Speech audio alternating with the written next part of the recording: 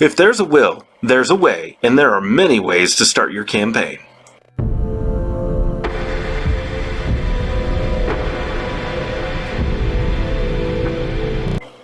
Hello everyone, and welcome back down here to The Gamer's Den with me, your host, Jordan, your master of lore and storyteller extraordinaire, bringing you another quick tips for DMs episode, today talking about alternate campaign starts.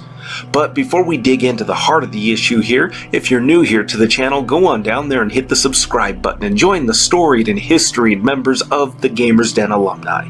Or, if you're already part of such a historic crowd, then go on down there and hit the like button and share the video far and wide to bring word and news to those who have not yet heard it. Help the channel grow ever further and onwards.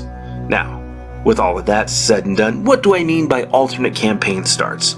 Well, it's a tried and true staple for many new players and new DMs to have all the players gather and congregate in a single place. I mean, you have to get the party together somehow, and what better place to get a bunch of strangers together than the tavern? It's a classic, it's tried and true, and I'd be willing to bet about 80% of the gaming community has started off that way, or has had at least a campaign start that way. And don't get me wrong, it's a classic for a reason, but it seems to be something that crops up a lot with a lot of different adventurers, especially when it comes to new DMs, because it just seems to be the quickest, fastest, most sensible and non-violent way of getting people together. And it doesn't have to be. And today I'm going to present an alternate start that I think that you all are going to enjoy.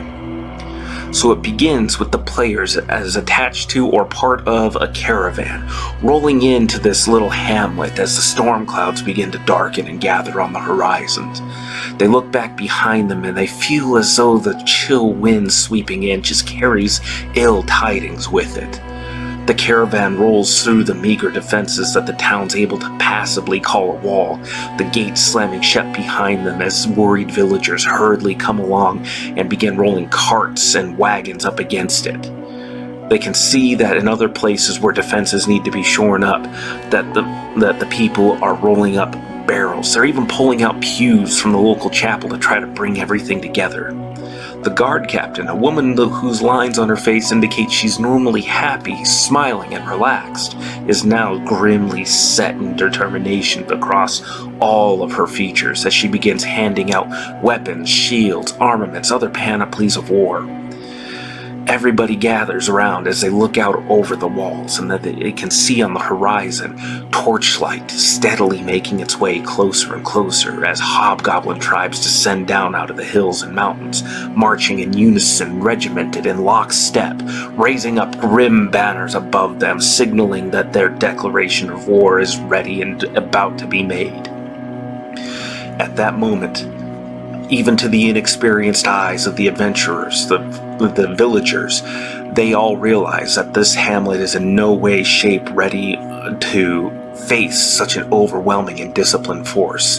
They can maybe hold out at best for a few days. And the guard captain calls out for volunteers to give escort to a messenger, for surely the hobgoblins have sent out scouts and outriders to pick off any such fleeing peoples carrying any sort of word. And at that moment, you call for the players to introduce their characters. It's quick, it's easy, and it sets a real tone right from the get-go. It immediately grabs your players and brings them in. They realize the stakes are relatively high, especially for just such a starting adventure. Now, in the grand scheme of the entire world, a village being burned out is not all that serious, but it's the starting place. It's the starting point of the campaign where these would normally be NPCs where a new DM may be going, let me think of their name real quick. The DM doesn't have to think about that. All you have to do are think of the names for the guard captain and for the messenger and a name for the hamlet. And then everybody can flee for the town or for nearby towns or even a nearby city, desperately trying to get help for the hamlet. It's a way that establishes stakes pretty quickly that are low in scope but feel high right from the get-go and sets a really good pace. And that way the next few adventures after, dealing with this massive horde, they can be lower in scale, fighting off raiders, ravagers, different smaller forces where they don't have to engage the main force, but they can feel like they've had an impact on the outcome of that larger engagement. But what do you think? Go on down in the comments below and let me know your thoughts if I've presented something exquisite, interesting, or useful to you. And as I said earlier, if you haven't done so already, go on down there and hit the subscribe button and become a regular member here at the Gamer's Den. But with all that said, I've been your host, Jordan, your Master of Lore and Storyteller Extraordinaire. Thank you all so very much for your time, and you all have yourselves a good night.